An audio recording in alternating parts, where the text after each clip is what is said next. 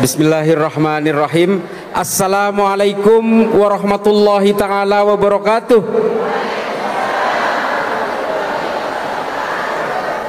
Allahumma salli ala Sayyidina Muhammad wa ala ali Sayyidina wa maulana Muhammad.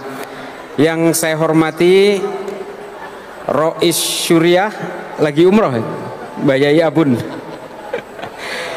yang mewakili Ketua PWNU, Ketua PCNU beserta seluruh Banom-Banom NU, Fatayat, Muslimat, Forkopimkap,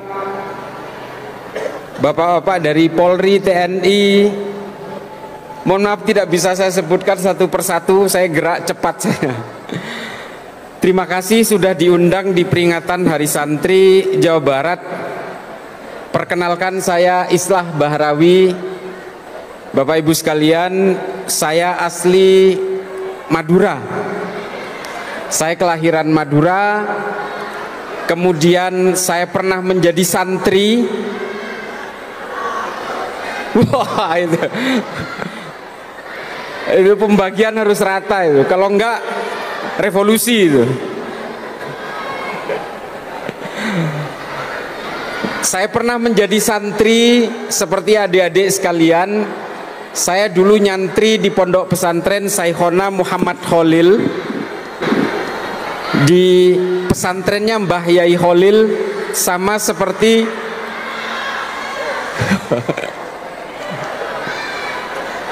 ini soal makanan harus terakomodasi, Pak. Kalau enggak bahaya ini.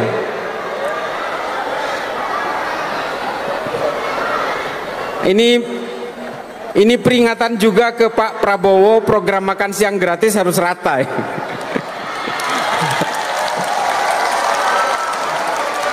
Kalau sampai nggak kebagian semua bahaya ini. Bisa rusuh negara ini.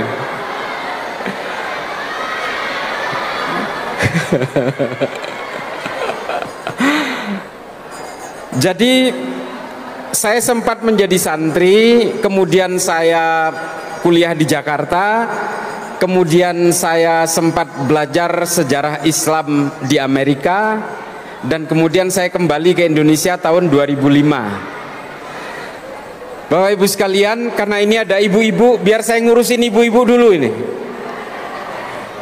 Ibu-ibu sekalian, di Islam hari ini krisis ahli fikih perempuan. Ahli fikih perempuan ini kita hampir tidak punya sama sekali. Jadi ibu-ibu ya, hari ini hukum fikih yang mengikat ibu-ibu itu semua dirembukkan oleh laki-laki, didiskusikan oleh laki-laki, diputuskan oleh laki-laki, dan dipaksa untuk dipakai oleh kalangan laki-laki. Ini tolong disadari. Jadi jangan mau ibu-ibu sekalian jadi korban buaya-buaya darat itu. Ini memang menjadi satu kewajiban kita semua, kalangan bapak-bapak dan ibu-ibu, supaya mendorong anak-anak kita yang perempuan untuk menjadi ahli fikih hukum agama dari kalangan perempuan. Supaya apa? Supaya hukum-hukum fikih di dalam Islam itu ada yang mewakili kepentingannya perempuan. Ada satu keresahan itu, agak tinggi cerita saya ini, tapi tolong dimaknai secara bijak. Ada salah satu yang menurut saya satu-satunya, seorang penghafal Quran 30 juz, dia guru besar di Columbia University di Amerika, dia seorang Libanon, namanya Profesor Dr. Azizatul Hibri. Dia adalah satu-satunya ahli fikih perempuan yang ada di dunia ini, yang menguasai tafsir Al-Quran, sekaligus dia menjadi mufassir paling top di kalangan perempuan. Dia menjadi seorang akademisi dan menjadi pembicara dari seluruh universitas terkemuka di dunia yang mewakili kalangan perempuan. Jadi Bapak Ibu sekalian, mohon maaf, ada 38 yang saya tahu kitab namanya Adabul Mar'ah yang mengatur tentang adab kepada kalangan perempuan. Ini semua penulisnya laki-laki, Bu. Coba bayangkan itu. Yang menulis kitab tentang adabnya perempuan, yang nulis laki-laki semua. Ada 38, judulnya sama. Penulisnya berbeda dan semuanya perempuan.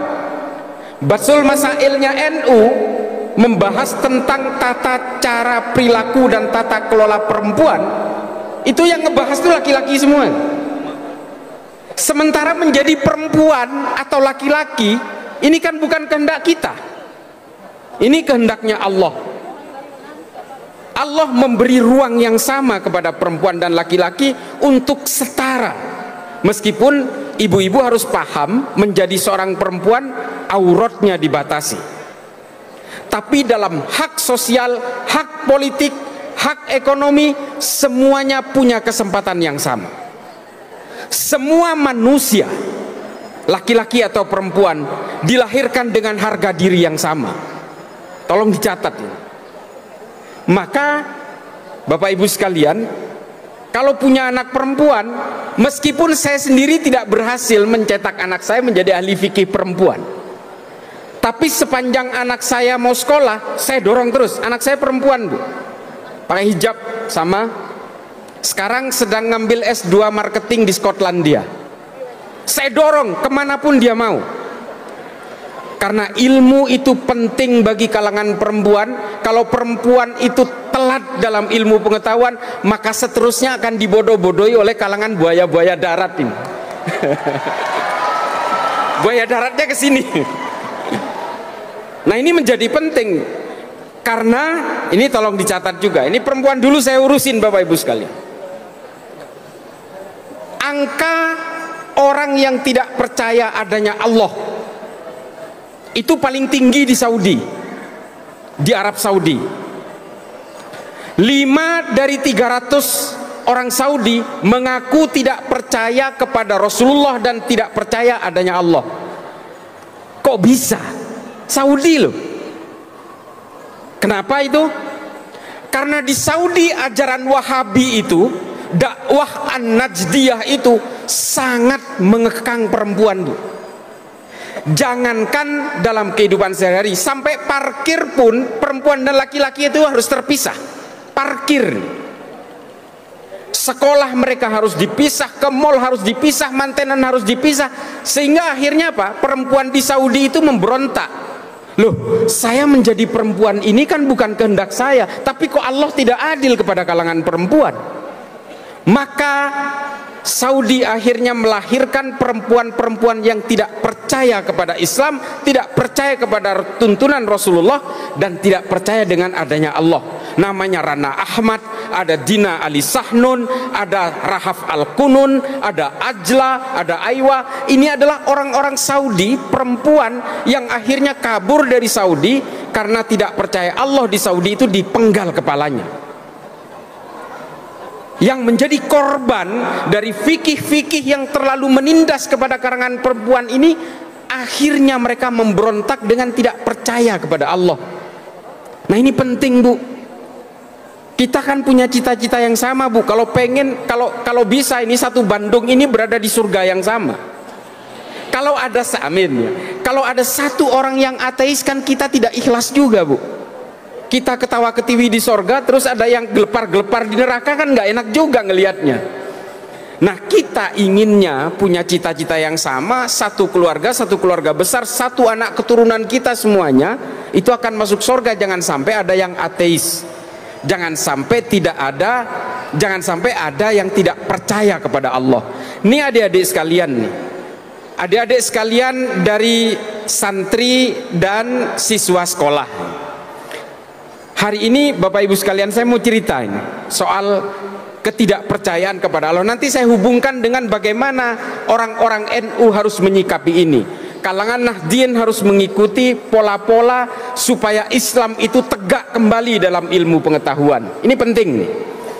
Jadi Bapak Ibu sekalian, saya kemudian punya rasa penasaran, mengapa anak muda di Arab itu lebih mudah tidak percaya adanya Allah. Saya datang, Bu. Saya datang ke beberapa kota di Arab untuk membuktikan apa pangkal penyebabnya. Yang pertama, ternyata buku-buku yang menganjurkan ketidakpercayaan kepada Allah di Arab itu sedang naik-naiknya. Ada satu buku yang paling laris di Arab itu, judulnya The Black Hole and the Big Bang Theory of the Making of Universes. Terjemahannya gini: lubang hitam dan ledakan besar terciptanya alam semesta. Ini ditulis oleh seorang ilmuwan dari Eropa, dari Amerika, namanya Stephen Hawking. Buku ini menceritakan begini, Bu. Alam semesta ini tercipta karena hukum fisika, namanya mekanika kuantum. Terjadi karena ledakan besar akibat daya tarik listrik positif dan negatif. Sehingga kesimpulan Stephen Hawking, bapak-bapak sekalian, Allah itu nggak ada, Tuhan itu nggak ada, bohong itu. Allah itu diciptakan oleh manusia sebagai alat penakut. Kalian kalau mau takut jangan kepada Allah, takutlah kepada CCTV, katanya di buku itu. Kalian jangan jadi begal, jangan jadi jambret. Kalian harus takut kepada CCTV, karena CCTV lah nanti yang akan bercerita kepada polisi sehingga kamu ditangkap. Ini kata Stephen Hawking, dan buku ini laris sekali di Arab. Itulah mengapa kalau di googling ya, tingkat ateisme paling tinggi itu di Arab. Saya pernah ke Tunisia. Saya masuk ke toko buku, saya tanya, buku paling laris di Tunis ini apa? Toko bukunya namanya Le Librairie l'Islam, bahasa Prancis kalau orang sana. Saya tanya, apa paling laris? Ternyata paling laris itu buku yang ditulis oleh seorang ahli biologi dari Inggris, namanya Richard Dawkins. Judul bukunya itu kalau bahasa Indonesianya The God Delusion, angan-angan tentang Tuhan. Buku ini saya supaya nggak kaget kalau nemu buku ini besok-besok, adik-adik terutama ini, menceritakan bahwa Tuhannya manusia itu adalah urat saraf yang jumlahnya hampir 2 miliar di dalam tubuh manusia. Kalau manusia ini urat sarafnya kurang jumlahnya, dia lahirnya cacat. Kalau manusia normal itu dipenggal lehernya sampai putus, maka manusia itu pasti mati. Meski Tuhanmu mengatakan dia belum tentu mati, saya pastikan mati. Ini kata Richard Dawkins. Karena penghubung urat saraf antara otak dan sensor motorik adalah leher. Kalau lehernya kita tebas, maka manusia pasti mati 2000%. Ini kata Richard Dawkins. Maka Tuhannya manusia itu adalah urat saraf. Nah, ini yang dibaca oleh anak muda Arab, sehingga anak muda Arab itu nggak percaya kepada Allah, Bu. Ini kan bahaya kalau sampai diserap oleh anak-anak kita.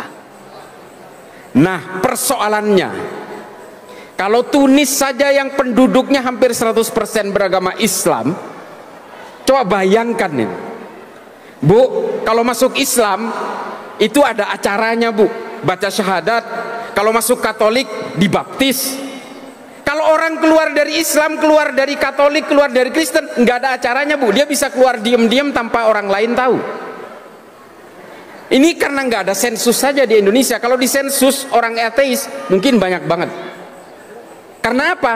Karena santri, para ulama, para pemikir, cendekia dari kalangan agamawan hampir tidak berfungsi untuk melawan kelompok-kelompok orientalis yang seperti ini. Nggak ada yang ngelawan. Ulama Tunis, ulama Mekah, nggak ada yang ngelawan Stephen Hawking, nggak ada yang ngelawan Richard Dawkins, nggak ada yang ngelawan Daniel Dennett, nggak ada. Coba tuh, mau apa kita? Maka kemudian generasi kita bisa digerus perlahan, dan kemudian mereka tidak percaya adanya Allah, dan mereka tidak percaya adanya agama, sehingga kalau kita suruh sholat, bisa aja sholatnya pura-pura, karena di hatinya udah nggak yakin. Dan ini menimpa generasi muda di Arab. Saya nggak bisa bahasa Sunda, makanya saya nggak bisa ngelucu. Kalau bahasa Madura saya bisa, tapi nggak apa-apa.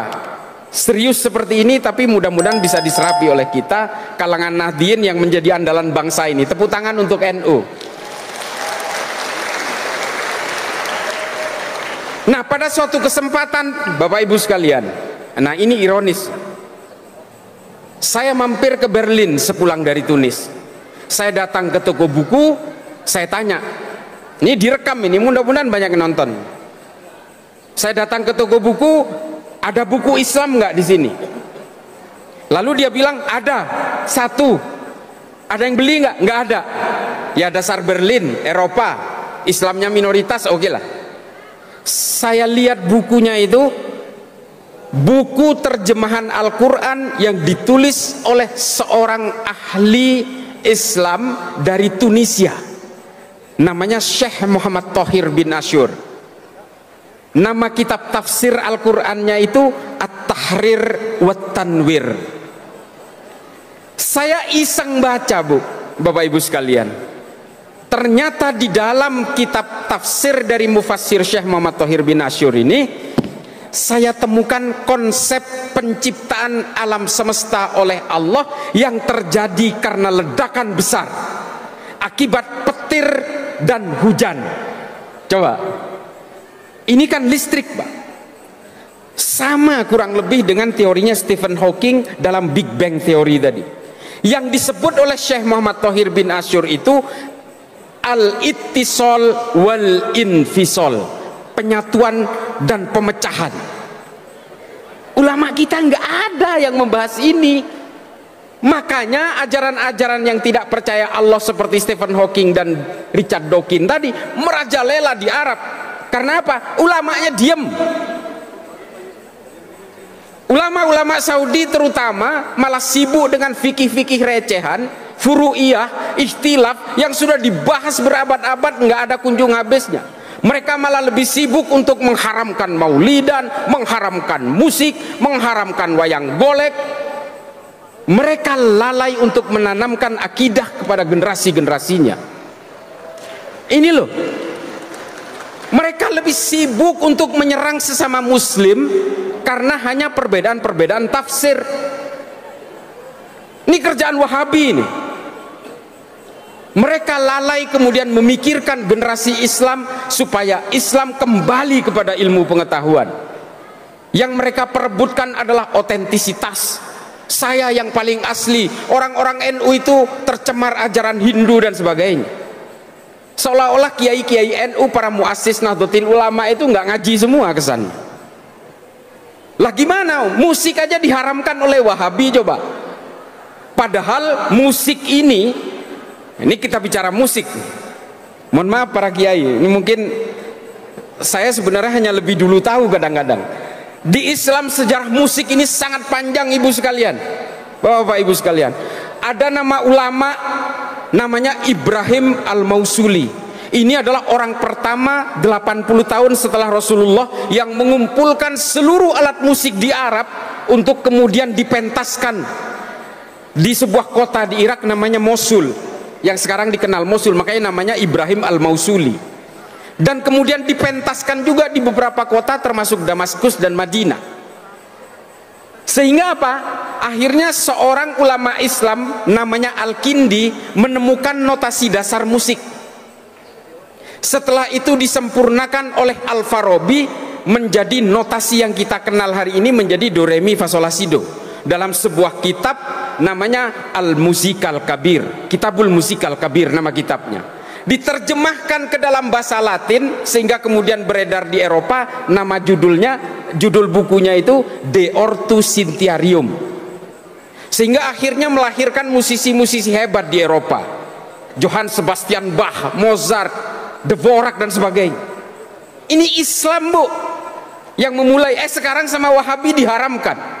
Memangnya ulama-ulama dulu itu nggak belajar fikih apa? Belajar mereka, tahu juga mereka. Nah, Bapak Ibu sekalian, santri jika ingin terlibat dalam peradaban manusia, ya harus memajukan ilmu pengetahuan. Kita pernah berjaya sejaya-jayanya dalam ilmu pengetahuan. Jadi Bapak Ibu sekalian, terutama di kalangan ibu-ibu, dorong, Bu, jangan dihambat-hambat. Kalau ada anak yang ingin sekolah, dorong, semangati mereka. Kalau mau nikah, nikah aja, tapi ilmu pengetahuan kan nggak harus terhambat oleh pernikahan. Tetap aja baca buku, Bu. Saya itu baca buku sampai hari ini 1000 halaman per bulan minimal itu. Ini mata saya sampai remuk kayak gini. Nah, ini adalah gambaran bahwa bagaimana kalau kita ingin memajukan Nahdlatul Ulama, ya majukan dengan ilmu pengetahuan. Saya tadi bisik-bisik dengan Kiai Sofyan, dengan Mustasyar. Saya bilang, Pancasila itu nggak ada apa-apanya kalau nggak ada NU.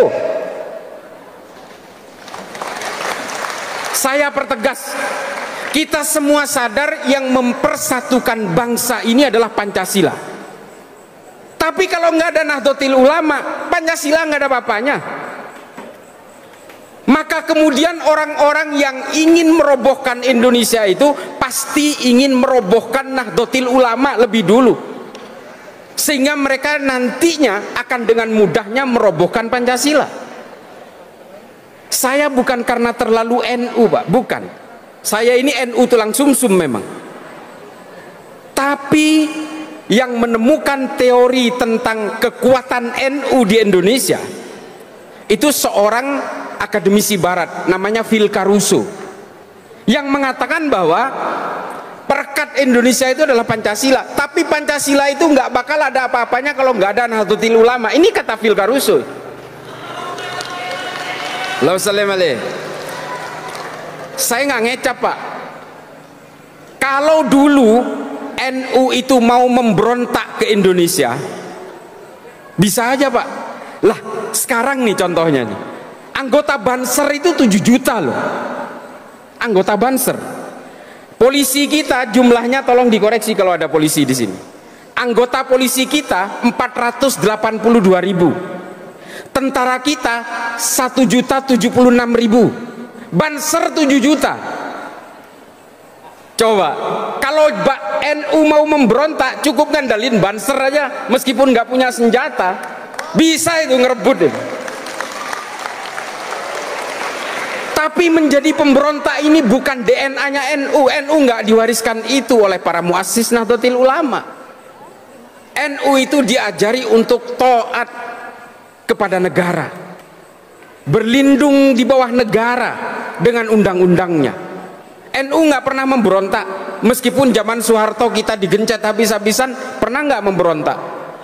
Muktamar NU di Cipasung dulu, Panser itu datang semua mengintimidasi Gus Dur, dibuat sosok tandingan untuk melawan Gus Dur namanya Abu Hasan. Tetap aja orang-orang NU itu nggak terpengaruh. NU itu dikasih badut ya susah ketawanya, dikasih macan ya susah takutnya. Nah, itu NU itu. Makanya NU itu kalau kata orang Jawa itu ya nggak gampang kaget lah, orang gumunan. NU dari dulu digencet-gencet, Pak, dihajar oleh PKI, dibantai ulama-ulama NU dan anak-anak Ansor di Banyuwangi. Ketika ngelawan, NU disalahin. Dari dulu itu selalu dicurigai. Apakah NU pernah mau memberontak kepada Indonesia? Nggak pernah. Ini mohon maaf kalau ada yang pernah berhubungan dengan gerakan ini ya. Kartosuwiryo aja ini. Kartosuwiryo kalau tidak mendirikan NII, Pak, dia jadi pahlawan. Bapak Ibu sekalian, dia penandatangan Sumpah Pemuda loh. Kartosuwiryo itu menandatangani Sumpah Pemuda, dan dia orang dekatnya Bung Karno. Tapi karena hanya kecewa karena dia tidak mendapatkan konsesi politik sesuai keinginannya, setelah merdeka dia memproklamasikan berdirinya negara Islam Indonesia di Tasikmalaya. Kecewa dikit udah jadi pemberontak. NU nggak pernah. Gus Dur saja diturunkan secara tidak konstitusional, bahkan orang NU pada nyantai, Pak, diem. Apa? Karena kata Gus Dur, tidak ada jabatan yang perlu dibela mati-matian. Buat saya bangsa ini jauh lebih penting. Ini kata Gus Dur. Maka NU menurut Phil Caruso, saya teorinya berpegangan itu, NU adalah perekat dari berbagai perbedaan itu. Bersama Pancasila dia seiring sejalan menegakkan NKRI. Tapi tolong diingat nih, pemerintah hari ini yang sudah berganti presidennya, tolong disadari Pak Prabowo dan Gibran sebagai wakil, Pancasila nggak ada apa-apanya kalau nggak ada NU. Jangan anak tirikan NU. Lah ini mohon maaf, jumlah anggota NU di sini itu 82 juta kurang lebih. Ngeludah aja banjir loh Indonesia ini. Ini nggak kaleng-kaleng. Bapak Ibu sekalian, di tengah berbagai gempuran ajaran-ajaran yang mengatakan NU ahlul bid'ah, ahlul kubur, ini orang-orang yang kufur dan tudingannya macam-macam. Mereka itu hanya ingin merobohkan Pancasila sebenarnya, makanya kita itu dipersekusi habis-habisan. Terutama orang-orang Wahabi loh. Setiap NU melakukan upaya-upaya kultural, wah dia selalu disindir. Hampir separuh bumi ini sudah saya datangi, Bu. Hampir separuh bumi ini pernah saya datangi. Mau Amerika Selatan, Australia aja yang saya nggak pernah. Selebihnya udah pernah saya datangi. Terutama negara-negara konflik. Mengapa negara-negara itu masih berkonflik hingga hari ini? Karena mereka nggak punya NU, Bu. Beneran ini. Ini contoh. Saya 2 tahun menjadi penasehat pemerintahan Somalia untuk menghalau gerakan radikal dan teror. 2 tahun. Satu negara Somalia itu pahamnya Wahabi Salafi semua. Satu negara.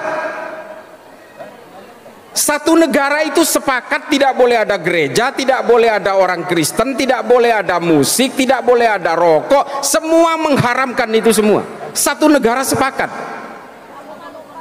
Tapi setengahnya dikuasai pemerintah, setengahnya dikuasai pemberontak yang namanya Al-Shabaab. Padahal agamanya sama, alirannya sama, pahamnya sama, ijtihadnya sama, manhajnya sama, madhabnya sama. Coba bayangkan, apalagi Indonesia yang berbeda-beda. Ini mereka nggak bisa akur. Kenapa? Ya karena nggak ada Nahdlatul Ulama itu. Setiap rapat dengan pemerintah Somalia selalu saya usulkan, kalian harus membuat organisasi yang bisa menjadi perekat dari semua itu. Seperti di Indonesia yang namanya Nahdlatul Ulama, mereka nggak sanggup. Ya sudah, saya berhenti. Saya makan gaji buta 2 tahun Pak Kiai. Akhirnya saya berhenti karena setiap usul saya nggak diterima oleh mereka, nggak bisa diwujudkan. Daripada saya makan gaji buta, ya sudah saya berhenti aja. Lumayan sih gajinya, 25 juta sebulan. Tapi ya saya akhirnya berhenti karena usul saya untuk menciptakan sebuah bejana kebangsaan berbasis agama tidak pernah mereka bisa wujudkan. Mari bicara Sudan, bicara Nigeria, bicara Suriah, bicara Palestina, sama aja Pak.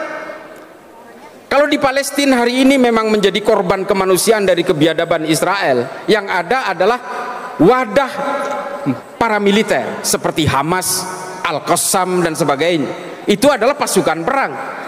Tapi lembaga yang sejenis Nahdlatul Ulama nggak ada Pak. Yang mau berdiplomasi, yang mau merajut dari segala perbedaan, itu nggak ada. Termasuk juga di Irak hari ini. Bapak Ibu sekalian, yang paling terakhir saya ingin ingatkan, Indonesia ini 17.000 pulau, ada 700 suku, ada 800 bahasa, ada 6 agama besar beserta seluruh alirannya kurang lebih sekitar 78 aliran. Coba bayangkan betapa perbedaan itu luar biasa. Tapi Indonesia hampir 100 tahun ini masih tetap menjadi negara yang utuh, negara kesatuan Republik Indonesia. Tepuk tangan untuk NKRI. Setelah tepuk tangan saya ingatkan, karena apa? Karena Pancasila yang membuat kita semua itu menjadi utuh. Pancasila tetap menjadi kuat karena apa? Karena Nahdlatul Ulama. Tepuk tangan. Kalau Indonesia ini ada di Arab, nih Arab ya, ada Bahrain, ada Kuwait, ada Oman, ada Yordan, ada Arab Saudi, ada Yaman Utara, Yaman Selatan. Coba itu, negara perintil-perintil, negara kecil-kecil Bu. Padahal sukunya semuanya Arab, bahasanya semuanya Arab, sama. Agamanya hampir dikatakan 98% Islam semua. tapi mereka nggak bisa menjadi satu negara. Tuh, bandingkan. Kalau Indonesia ini ada di Arab, mungkin udah pecah menjadi 12 negara, Bu, atau mungkin 20 negara. Nah, Indonesia ini harus kita syukuri. Makanya sekali lagi saya mau ingatkan pemerintahan Pak Prabowo ini, betapa pentingnya NU untuk merajut dari semua perbedaan itu. Kita adalah orang-orang yang tidak pernah gelisah oleh perbedaan. Kita adalah orang-orang yang tidak pernah sibuk menghitung dosa orang lain. Hijrah bagi kita adalah hijrah menghapus dosa sendiri tanpa harus gelisah oleh dosa orang lain. Ini NU nih. Jangan kayak artis-artis itu merasa hijrah terus dia menerakakan orang, ya kan? Mendosa-dosakan orang yang berbeda dengan dirinya. Jangan, NU nggak gitu. NU juga tidak gelisah oleh perbedaan agama dari orang lain. Bapak Ibu sekalian, saya ingin mengingatkan kembali, kita sebagai orang Islam, karena kita meyakini kul huwallahu ahad, Allah itu hanya satu, maka kita juga harus meyakini bahwa semua manusia, apapun agamanya, apapun sukunya, diciptakan oleh Tuhan yang sama. Ibu-ibu bisa mencerna ini ya. Kita nih Islam, orang yang Kristen itu kira-kira diciptakan oleh Allah yang berbeda enggak? Enggak. Tuhannya sama, Bu, karena Tuhan hanya satu. Maka kemudian takdir-takdir kelahiran yang membedakan keimanan kita, ini ditulis oleh Habib Ali Al-Jufri dalam Al-Insaniyah Qabla Tadayyun. Orang yang kemudian menjadi berbeda suku, berbeda agama karena lahirnya yang berbeda. Saya lahir di Madura dari orang tua beragama Islam, kakek buyut saya Islam, kakek buyut saya NU, orang tua saya NU, saya sendiri NU, ya maka saya menjadilah Islam yang Nahdien. Karena memang karena lahir di Madura. Coba bayangkan kalau saya lahir di Papua, Bu, mungkin lebih hitam dari begini kulit saya dan mungkin saya bukan Islam. Kalau saya lahir di Manado mungkin saya glowing, tapi saya bukan Islam juga. Sementara kelahiran ini semuanya adalah kehendaknya Allah. Ini kata Habib Ali Al-Jufri, bukan kata saya. Maka kemudian kata Habib Ali Al-Jufri, betapa pentingnya kita sebagai orang Islam menghargai perbedaan, menyadari bahwa orang yang berbeda adalah diciptakan oleh Tuhan yang sama. Maka apa tugas kita nih? Tugas kita yang Islam ini, tunjukkan dengan akhlak yang mulia dan bawakan Islam ini sebagai agama yang rahmatan lil alamin. Itu dua tugasnya. Sehingga apa? Orang beragama lain akan tertarik kepada agama kita, sehingga mereka mau mempelajari keimanan-keimanan kita. Supaya apa? Membuka pintu hidayah kepada orang yang berbeda agama. Bukan dengan mencaci maki, bukan dengan menghujat, bukan dengan menyalah-nyalahkan, bukan dengan meneraka-nerakakan orang yang berbeda. Menganggap agama kita benar harus, wajib. Saya sebagai orang Islam menganggap hanya Islamlah yang paling benar. Innad dina indallahil Islam. Jelas. Tapi menganggap Islam adalah agama yang benar, agama yang kita anut yang paling benar, tidak harus menganggap agama orang lain pasti salah dan apalagi menyalah-nyalahkan. Untuk menganggap istri saya cantik, tentu saja saya tidak harus menjelek-jelekan sampian semua. Tidak perlu. Cantik ya cantik aja buat saya. Istri saya ada tuh, bangga pasti itu. Jadi Bapak Ibu sekalian, begitulah konsep beragama berbasis kemanusiaan, al-insaniyah qabla tadayyun, humanity before religiosity. Ini penting, Bu, karena ini adalah ajaran Rasulullah. Rasulullah tidak pernah memaksa orang-orang yang belum berislam untuk tunduk kepada agama Islam. Rasulullah tidak pernah ada riwayatnya satupun di dalam kitab-kitab sejarah, At-Tabari, Imam As-Suyuti, Al-Mas'udi, Ibnu Katsir, Ibnu Athir, Ibnu Khaldun, tidak pernah menceritakan bagaimana Rasulullah memaksakan orang untuk menjadi Islam. Tidak. Rasulullah menyebarkan Islam itu dengan kedamaian, dengan kemanusiaan. Banyak kisahnya, nggak perlu saya kisah-kisahkan soal ini. Di dalam sirah nabawiyahnya Raqib As-Sirjani, ada Ibnu Ishaq, ini semua menceritakan bagaimana Rasulullah itu membawa Islam ke dalam suatu konsep perdamaian yang luar biasa. Nah, ini Mudah-mudahan bisa ditiru oleh kalangan Nahdien, adik-adikku, anak-anakku semua, supaya Nahdlatul Ulama ini tetap bertumpu kepada kemanusiaan dan peradaban. Tujuannya apa? Supaya kita bisa memajukan Islam ini dengan ilmu pengetahuan, sehingga kalangan Nahdien tidak lagi terpuruk dalam peradaban manusia.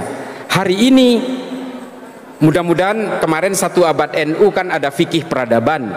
Nah ini kalau kita pahami dari isinya semua, maka kita harus memajukan ilmu pengetahuan. Kejar ilmu itu kemanapun, baca buku. Jangan sampai cuma hanya baca 1 buku lalu menganggap inilah yang paling benar. Jangan, semua harus dipelajari sehingga kita berhasil menemukan konsep yang paling hakiki. Sekali lagi saya ingin mengingatkan bahwa Islam ini bertumpu kepada kemanusiaan, selain kita harus mempertebal iman. Dan inilah anjuran dari para muassis NU. Kita perangi kebatilan, amar ma'ruf nahi mungkar, iya, tapi jangan kemudian kita terbelit dalam syahwat dan subhat. Tolong dipahami ini. Jangan sampai seperti menjadi teroris-teroris Wahabi itu. Mereka semua ingin merobohkan. Kemarin saya cerita terakhir sebelum saya mundur. Saya kemarin sempat ngobrol dengan salah satu mantan amirnya Jamaah Islamiyah Kiai. Tidak perlu saya sebutkan namanya. Jadi rupanya mereka ini, orang-orang teroris ini, yang dia kejar itu adalah harta, tahta, wanita, senjata. Ini yang dikatakan oleh mereka. Kalau mereka itu sudah mengejar harta lewat jaringan ini, maka dia akan bebas mendapatkan istri sebanyak-banyaknya. Itu tujuannya. Dan kalau sudah semuanya didapat, dia akan mendapatkan senjata sebagai simbol dari superioritasnya dia. Kan akhirnya apa? Dia membunuh orang, ngebom Polsek Astana Anyar, ngebom di Cicendo segala macam. Akhirnya apa? Dengan jubah agama dia sebenarnya hanya ingin memperkaya diri. Bom Astana Anyar kemarin korbannya itu seorang polisi, anggota Persis, dia rajin pengajian dan sebagainya. Kan kasihan sesama Islam. Sementara mereka itu menggunakan jubah agama. Nah, jubah agama ini seringkali dikenakan oleh para penjahat supaya apa? Supaya kejahatannya terlihat terhormat. Kalau udah atas nama agama, Bu, orang itu mudah ditipu. Mudah ditipu. Jangankan soal terorisme, jangankan soal politik, tolong ingat-ingat nih. Bahkan investasi bodong atas nama agama pun sering kita menjadi korban penipuan. Arisan syariah sering menjadi korban penipuan kita-kita ini. Kampung syariah, kampung kurma, travel biro segala macam. Kalau sudah atas nama agama, kejahatan terlihat terhormat. Makanya kita beragama juga harus menggunakan rasionalitas berpikir, ad-dinul aqli. Jangan lalai dengan akal, karena agama ini juga dibangun dengan konstruksi akal yang sehat. Gitu ya, ibu-ibu sekalian, mohon maaf bapak ibu sekalian, para kiai, kurang lebihnya mudah-mudahan ini bisa bermanfaat bagi saya pribadi yang fakir ilmu, dan bisa bermanfaat bagi seluruh siapapun yang ada dalam majelis ini. Mudah-mudahan juga bermanfaat kepada kita kalangan Nahdien.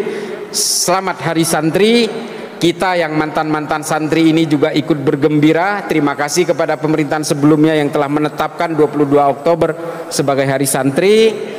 Sangat mengapresiasi sekali.